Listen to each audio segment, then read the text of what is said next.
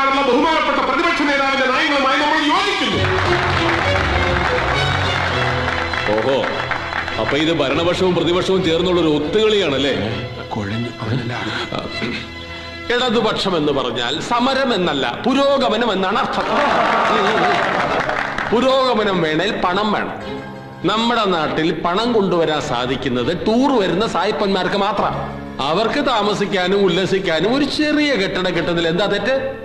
അതിനിപ്പോ പുഴയുടെ ഒരു ഭാഗം നിർത്തുന്നതിൽ എന്താ കുഴപ്പം? കുറെ വീതിയിൽ ഇങ്ങനെ പരന്നൊഴുകുന്നതിലും ഇത്തിരി വീതി കുറഞ്ഞ് നല്ല ഭംഗിയിൽ ശാന്തമായിട്ട് ഒഴുകിയാലും പുഴ കടലിലേക്ക് തന്നെ ആണല്ലോ എത്താൻ പോണത്. അല്ല മെമ്പറിന്റെ വീട്ടുമുറ്റത്തേക്കല്ലല്ലോ. അതെ, അതുകൊണ്ട് നമ്മൾ ഇതൊക്കെ കൈയടിച്ച് പാസ്സാക്കുന്നു.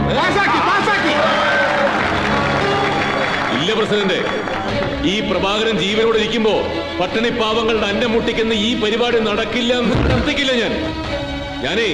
ഞാൻ ഈ യോഗം ബഹിഷ്കരിക്കുക. ഓ, ഒരുത്തന്റെ ശല്യം ഒഴിഞ്ഞു. എന്നാ നമുക്ക് ഭക്ഷണം കഴിച്ച് പിരിയാം.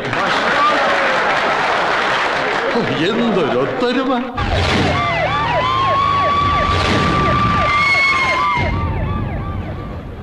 പ്രിയമുള്ളവരെ, സ്വന്തം ജീവൻ ബലിയർപ്പിച്ചുകൊണ്ടാണ് മെമ്പർ പ്രഭാകരൻ ഈ നാടിനു വേണ്ടി പ്രവർത്തിക്കുന്നത്.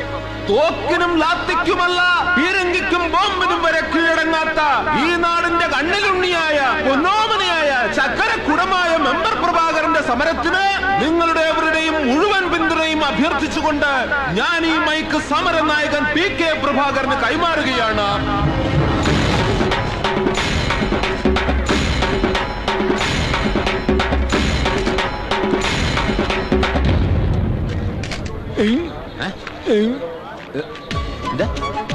തെളിച്ചു പറ. ഓ, മുദ്രാവാക്യം വിളിക്കാനാ? ഇൻകുലാബ് സിന്ദാബാദ്. കള്ളം പേരെടുത്ത് വിളിക്കാൻ. PK പ്രഭാകരൻ സിന്ദാബാദ്. PK പ്രഭാകരൻ സിന്ദാബാദ്. പിന്നെ തെളിച്ചു പറ. അത്രേ ഉള്ള. പ്രിയമുള്ളവരെ, പുള്ളി നിങ്ങളോട് ആഹ്വാനം ചെയ്യുകയാണ്. പിന്നെ തെളിച്ചു പറ. എനിക്ക് പിടി കിട്ടിയില്ല. ഓഹോ, അതായിരുന്നു സംഭവം. നേരത്തെ പറയണ്ട, മൈക്കിലായി പോയി. പിടി. മണ്ണുമരുത ക്ലിയർ ആയല്ലോ. പ്രിയപ്പെട്ട നാട്ടുകാരെ, എനിക്ക് നിങ്ങളോട് ഒന്നും പറയാനില്ല. പിന്നെന്തിനാ മൈക്ക് വാങ്ങിയത്? എനിക്ക് നിങ്ങളോട് കൂടുതലായിട്ടൊന്നും പറയാനില്ല. കായലും പുഴയും നികത്തി വൻകിട റിസോർട്ടുകൾ പണിയാനുള്ള പഞ്ചായത്തിന്റെ തീരുമാനം പിൻവലിക്കുന്നത് വരെ ഈ കുഴിയിൽ മരണം വരെ നിരാഹാരം അനുഷ്ഠിക്കാൻ ഞാൻ തീരുമാനിച്ചിരിക്കുന്നു. ഇതെന്തോന്നു? തെളിച്ചു പറയാം അങ്ങോട്ട്.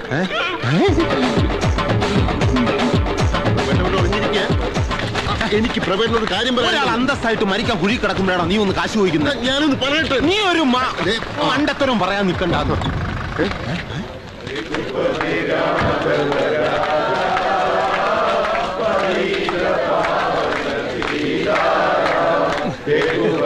ഒന്ന് കൂടുമാവൂ. ഒന്നുമില്ലെങ്കിൽ നമ്മുടെ നാടിന്റെ കാര്യമല്ലേ. വിപ്ലവം വരാൻ പാട്ട് പോരെ രഘു, തോക്ക് തന്നെ വേണം. വിപ്ലവകാരി ജലത്തിലെ മത്സ്യം പോലെയാണ്, അല്ലാതെ മണ്ണിലെ കുഴിയട്ടയല്ല. ദേവി, ഒരു മാവോ. വളരെ വിചിത്രമായ ഒരു സമരരീതിക്ക് ഇന്ന് കേരളത്തിലെ തോന്നൂർക്കര ഗ്രാമപഞ്ചായത്ത് സാക്ഷ്യം വഹിച്ചു. കായൽ നികത്തി ടൂറിസ്റ്റ് റിസോർട്ട് പണിയുവാനുള്ള പഞ്ചായത്തിന്റെ നീക്കത്തെ മെമ്പർ പ്രഭാകരൻ കഴുത്തറ്റം മണലിലിറങ്ങി നിന്ന് നിരാഹാര സത്യാഗ്രഹം നടത്തിയാണ് പ്രതിരോധിക്കാൻ ശ്രമിക്കുന്നത്. ഈ നാടിന്റെ ജീവരക്തമായ പുഴയും കായലും സംരക്ഷിക്കാനുള്ള ശ്രമത്തിൽ എനിക്ക് ലഭിക്കുന്നത് ശ്വാസം മുട്ടിയുള്ള മരണമാണെങ്കിൽ ഞാനത് സന്തോഷത്തോടെ സ്വീകരിക്കും. മഹാത്മാഗാന്ധി കി ജയ്. വല്ല മൂർഖം പാമ്പും വന്ന് കൊത്തിയിരുന്ന അവൻ ആ കുഴി കിടന്ന് ചത്തോളുമായിരുന്നു. അതത്ര എളുപ്പമല്ലേ അല്ലേപ്പ? അവനാണെന്ന് മനസ്സിലായ പാമ്പ് വന്ദേ മാതരം എന്ന് പറഞ്ഞ അതുപോലെ എഴഞ്ഞങ്ങ് തിരിച്ചു പോകും. ഒരു നാട് മുഴുവൻ അവന്റെ കൂടെ ഉണ്ട്. നീ ഇപ്പൊ അവന്റെ കൂടാണോ എന്റെ കൂടാണോ? ഇളയപ്പന്റെ കൂടെ. തദ്ദേശ സ്വയംഭരണ വകുപ്പ് മന്ത്രി ശ്രീ TK പ്രേമദാസൻ നമ്മോടൊപ്പം ലൈനിലുണ്ട്. ബഹുമാനപ്പെട്ട മന്ത്രി, താങ്കളുടെ വകുപ്പിന് കീഴിൽ വരുന്ന ഒരു കാര്യത്തിലാണ് തോന്നൂർക്കര പഞ്ചായത്ത് അധികൃതർ ഇങ്ങനെ ഒരു നടപടി എടുത്തിരിക്കുന്നത്. എന്താണ് താങ്കളുടെ പ്രതികരണം? ഇങ്ങനെയൊരു നീക്കമുണ്ടായ കാര്യം ഇപ്പോഴാണ് എന്റെ ശ്രദ്ധയിൽപ്പെടുന്നത്. കായലും പുഴയും നികത്തി ഒരു പദ്ധതി നടപ്പാക്കുന്ന കാര്യം സർക്കാർ തീരുമാനിച്ചിട്ടില്ല. ഈ വിഷയത്തിൽ അന്വേഷണ നടപടിയെടുക്കും. നന്ദി ശ്രീ ടി വി ഓഫ് ചെയ്യടാ. ഈ വിഷയത്തിൽ അന്വേഷിച്ച് നടപടിയെടുക്കുമെന്നാണ് മന്ത്രി പറയുന്നത്. ഇനി ഞാൻ പറഞ്ഞില്ലേ, ഈ വിഷയത്തിൽ നമ്മൾ വിവരം അറിയുന്ന തോന്നുന്നത്. ഒഴിഞ്ഞല്ലോ. ഹലോ, ഉണ്ട്, കൊടുക്കാം. വിവരം അറിയുന്ന ഉറപ്പാണ്. മന്ത്രിയാ, മന്ത്രി. നമസ്കാരം പ്രസിഡന്റ്. അന്നേ ശരി ശരി, ഇപ്പൊ തന്നെ പോയി പറഞ്ഞോളാം. മന്ത്രി എന്ത് പറഞ്ഞു? പദ്ധതി പിൻവലിച്ചു അവിടെ ചെന്ന് പറഞ്ഞ് സമരം അവസാനിപ്പിക്കണം. വേറെ ഒന്നും പറഞ്ഞില്ലേ? ഇങ്ങനെയുള്ള കുഴപ്പങ്ങൾ ഉണ്ടാക്കാൻ തായത് ജ്ഞാനാണെന്ന്. അത്രേ ഉള്ളോ? കഷ്ടമായി പോയി. മന്ത്രി ആയതുകൊണ്ട് ഒരു തന്തയ്ക്ക് വിളി ഞാൻ പ്രതീക്ഷിച്ചു. ഇത് ഞാൻ എങ്ങനെ അവിടെ ചെന്ന് പറയും? ചുമ്മാ പോയി പറയണം പ്രസിഡന്റ്. നാളെ മേനോൻ സാറ് തിരുവനന്തപുരത്ത് വരുന്നുണ്ട്. ഈ പറയുന്ന മന്ത്രിയുമായി അദ്ദേഹം നേരിൽ കാണുന്നുണ്ട്. പുഴയും കായലും മാത്രമല്ല, ശബരിമല വനഭൂമി മുതൽ കേരളത്തിലെ പ്രധാനപ്പെട്ട സ്ഥലങ്ങളിൽ മുഴുവൻ മാലതി ഗ്രൂപ്പ് പല പല പ്രോജക്ടുകൾ തുടങ്ങാൻ പോവല്ലേ. പോയി പറയണം.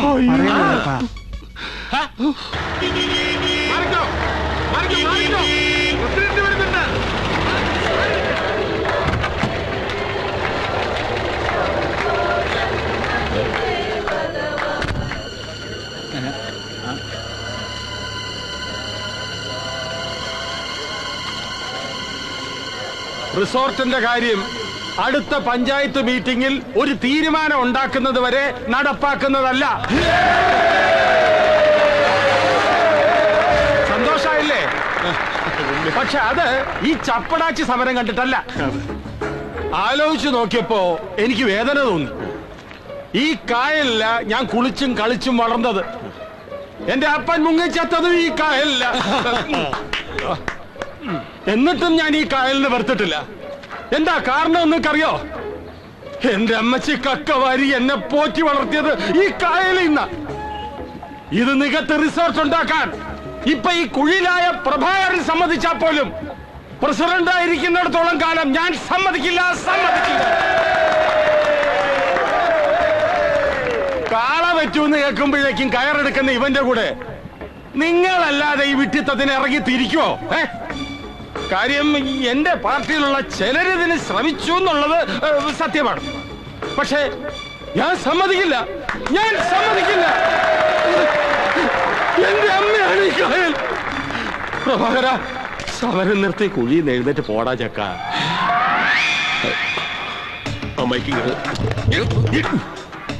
ബഹുമാനപ്പെട്ട പഞ്ചായത്ത് പ്രസിഡന്റ് അവറാച്ചന്റെ ത്യാഗനിർഭരമായ വെളിപ്പെടുത്തലിലൂടെ മെമ്പറുടെ സത്യാഗ്രഹ പ്രഹസനത്തിന് പ്രസക്തി ഇല്ലാതായിരിക്കുകയാണ്.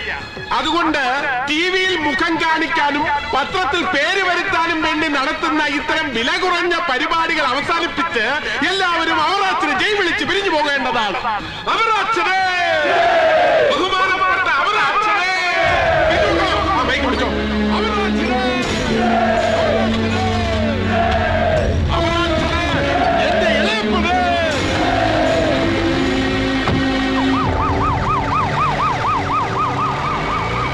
അതെ, എല്ലാരും പോയി എഴുന്നേറ്റ് പോകാൻ നോക്കി, ഇല്ലെങ്കിൽ തല പട്ടി എടുത്തോണ്ട് പോകും. എന്നെ ഒന്ന് കേറ്റി തന്നിട്ട് പോടാ. ഉണ്ട്. സോറി, തിരക്കിനിടയിൽ ഞാനതങ്ങ് വിട്ടുപോയി. അത്യാവശ്യം ഒഴിച്ചിലും പിഴിച്ചിലും ഒക്കെ പഠിച്ചത് കൊണ്ട് ഇപ്പൊ ഉപകാരമായി അല്ലേ? എല്ലാരും കൂടെ കുഴിയിലിറക്കി നിർത്തിയിട്ട് പ്രൈവേറ്റിന് എന്ത് ഗുണം ഉണ്ടായേ? ക്രെഡിറ്റ് മുഴുവൻ പ്രസിഡന്റ് കൊണ്ടുപോയില്ലേ? അങ്ങനെ പറയരുത്. മഹാത്മാഗാന്ധി ഉപ്പുകുറുക്കിയ സമരം നടത്തിയത് ഇന്ത്യയുടെ പ്രധാനമന്ത്രിയാകാനൊന്നും അല്ലല്ലോ. ക്രെഡിറ്റിന്റെ കാര്യമൊക്കെ അത്രേ ഉള്ളൂ അല്ലേ പ്രബേട്ട? ഈ കിടന്നപ്പോ എന്റെ കൈ ഫ്രീ അല്ലായിരുന്നു, ഇപ്പോഴും ഫ്രീ അല്ല. അല്ലെങ്കിൽ ഒന്ന് പൊട്ടിച്ചേനെ. പോട്ടെന്നെ, നീര് കക്കിയിട്ടുണ്ട്, അതുകൊണ്ടാ. നീ വിചാരിക്കുന്ന പോലെ അല്ല ഇവിടുത്തെ ജനങ്ങള്. ആ സമയം വരെ നിനക്ക് സിന്ദാബാദ് വിളിച്ചവര് അവസാനമായപ്പോ മാറ്റി വിളിച്ചത് കേട്ടില്ലേ? ക്രെഡിറ്റ് ഒക്കെ ആരെങ്കിലും കൊണ്ടുപോട്ടെ മാഷേ. കായലിനകത്ത് റിസോർട്ട് കെട്ടിപ്പൊക്കുന്നത് ഇല്ലാണ്ടായില്ലേ, നമുക്കത് മതി. എന്നാലും പത്രത്തിൽ പേര് വരാൻ വേണ്ടി നീ ഒരു കോപ്രായം കാണിക്കാന്നൊക്കെ പറയുമ്പോ അതിലെന്താ ഇത്ര തെറ്റ്? ബുദ്ധിയുള്ള ആർക്കും അങ്ങനെ തോന്നും. ഈ കോമാളി കാരണം ബാക്കിയുള്ളവർ കൂടി പുറത്തിറങ്ങി നടക്കാൻ വയ്യാതായി. ഇവനീ കാട്ടിക്കൂട്ടണത് ആ കവലെ പോയി കാണിച്ച വൈകിട്ടാവുമ്പോ 5-6 കിലോ അരിയെങ്കിലും വാങ്ങാനുള്ള കാശ് കിട്ടിയേനെ.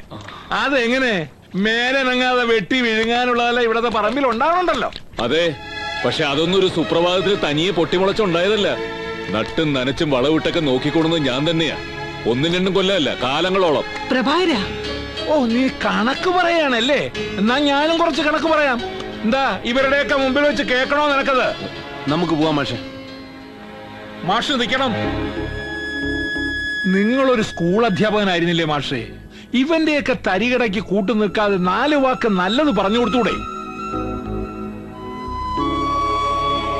സ്വന്തമൊന്നും ബന്ധമൊന്നും പറയാൻ നിങ്ങൾക്ക് ആരും ഇല്ലല്ലോ. അതുകൊണ്ട് ആരാന്റെ അമ്മയുടെ ഭ്രാന്ത് കണ്ടു നിൽക്കണ പോലെ ഇവന്റെയൊക്കെ കാട്ടിക്കൂട്ടല് കണ്ടു നിൽക്കാൻ ഒരു സുഖം അല്ലേ മാഷേ? ഈ പ്രായത്തിൽ ഇനി മാഷക്ക് ഉപദേശത്തിന്റെ ആവശ്യമൊന്നുമില്ല. മാഷ് നടന്നോളൂ, നാളെ കാണാം.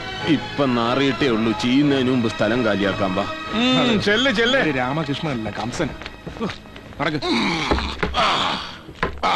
ആളുകൾ കേറി വരുമ്പോ മുന്നിൽ പ്രതിഷ്ഠിച്ചിരിക്കുന്ന ഈ ഫോട്ടോകളുണ്ടല്ലോ, അതൊക്കെ മാറ്റാൻ പോവുക. അതിന് പകരത്ത് ഇതിവിടെ തറയ്ക്കാനാ പരിപാടി. നല്ല ഭംഗിയല്ലേ? പ്രഭ എന്നും വിളക്ക് കൊളുത്തി തൊഴുന്ന ഫോട്ടോകളാണ് അതൊക്കെ. അതുകൊണ്ടെന്താ വടക്കേപ്പുറത്തെ ചായപ്പിൽ തറച്ചേരം തൊഴാലോ, കുഴപ്പമൊന്നുമില്ലല്ലോ. അതെ, ഒരാള് വന്ന് കേറുമ്പോഴത്തേക്ക് ഈ മഞ്ഞ പിടിച്ച ഫോട്ടോകളൊക്കെ ദുസ്സഗുണമാണെന്ന്. രമേശ വേണ്ടമ്മേ, ആരെങ്കിലും എന്തെങ്കിലും എവിടെയെങ്കിലും കൊണ്ടുവയ്ക്കട്ടെ. അമ്മ വന്നേ. ഇതൊന്ന് പിടിച്ചേ.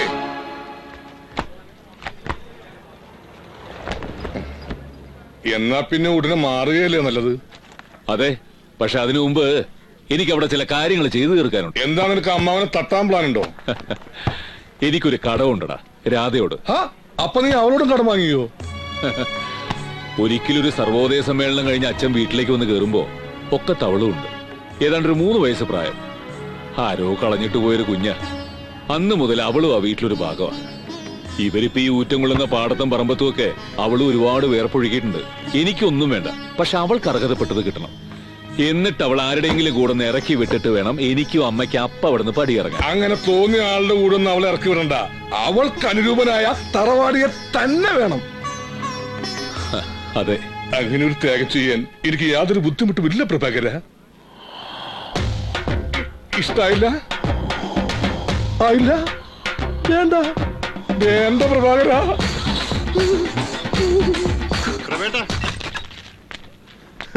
ഇന്ന് എന്തായാലും രക്ഷപ്പെടാൻ നോക്കണ്ട, ഞാൻ സമ്മതിക്കില്ല. രക്ഷപ്പെടുക എന്തിന്? നാറ്റിക്കരുത്. ഉത്തരവാദിത്തപ്പെട്ടൊരു പഞ്ചായത്ത് മെമ്പറാണ് ഞാൻ. നിന്റെ കാശ് ഞാൻ ഉറപ്പായിട്ട് തന്നേക്കാം, പ്ലീസ്. സമ്മതിച്ചു. പക്ഷെ പ്രഭേട്ട എന്നോട് ഒന്ന് വരണം. എങ്ങോട്ടേക്ക്? ആദ്യം വണ്ടി കയറി. അല്ല, ഞാൻ വരാൻ. സുബ്രാൻ കടയിൽ നോക്കിക്കൊള്ളേ.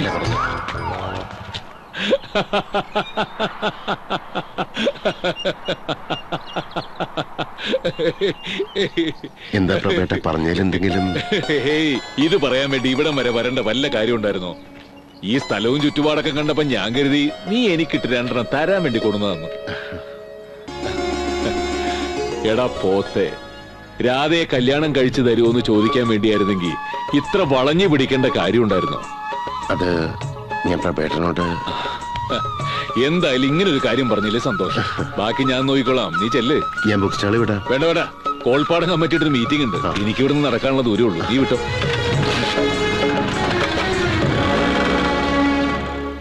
എന്ന് നീ അങ്ങനെ തീരുമാനിച്ച ബാക്കിയുള്ളവരെന്താ എസ് ചെയ്യണോ?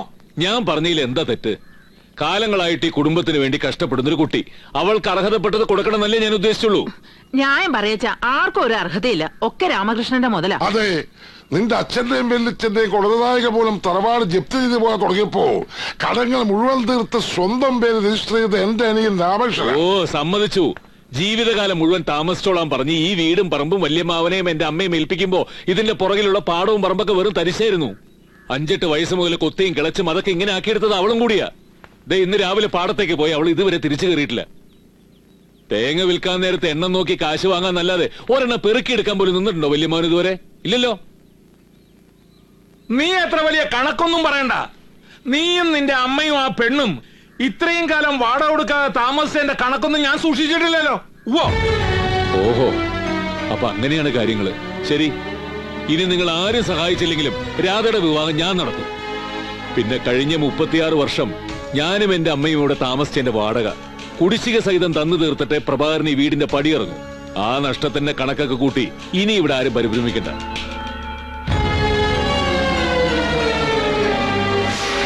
അച്ഛൻ ഒരുപാട് ചീപ്പായി പോയി. ഇത്രയും തരം താഴേണ്ടിയിരുന്നില്ല. നീ എന്നെ ഗുണദോഷിക്കാനൊന്നും വരണ്ട. ഇല്ല, ഞാൻ മിണ്ടുന്നില്ല. ബോംബെയിലായിരുന്നപ്പോഴും ഞാൻ മിണ്ടിയിരുന്നില്ലല്ലോ. മാർവാടികൾ വന്ന് മുഴുവനോടെ പിഴുതോണ്ട് പോയിട്ടും അച്ഛന്റെ ദുരാഗ്രഹം മാറിയില്ലല്ലോ. അതിലെനിക്ക് സഹതാപം തോന്നുന്നു.